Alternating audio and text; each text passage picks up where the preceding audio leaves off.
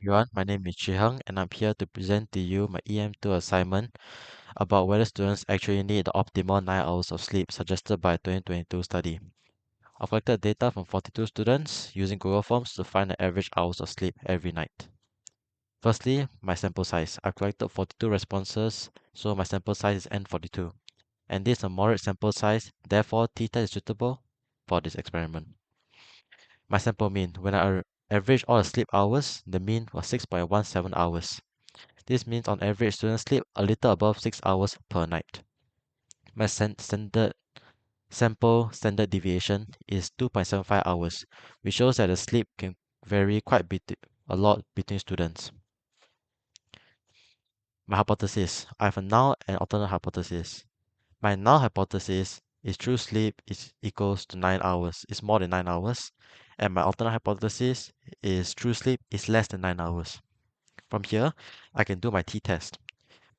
Using my formula, which I have shown above, my t-test value is negative 6.68, and the large negative number means my sample mean is far below the claimed 9 hours.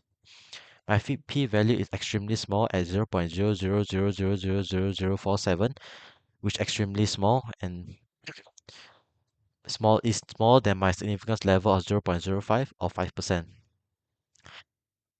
Therefore, I reject the null hypothesis. This means that there is strong evidence that students do not sleep 9 hours. And my confidence interval.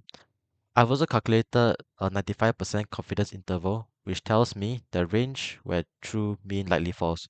My lower limit is 5.31 average hours and upper limit of average of 7.02 hours. This interval is far below 9 hours, and it again supports that students do not get a recommended 9 hours of sleep. And I've calculated my margin of error to be 0.68, which means the estimate is rather precise, and you can see from the formula above. My claim. My survey shows that students sleep about 6 hours every night. The confidence interval from 5 to 7 hours does not include 9 hours. Therefore, my results clearly disagrees with the article's claim that students need more than 9 hours of sleep. Why did I use t-test? From below, you can see that my sample size is moderate at 42 responses. This means that the population standard deviation is unknown, that I do not have a population standard deviation, and the t-distribution gives a reliable estimate of the population mean in this situation. The reason for my mode of survey.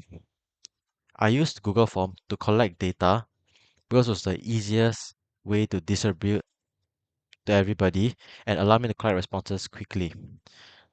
The sample size of 42 is reasonable as it gives a good picture of students' sleep patterns.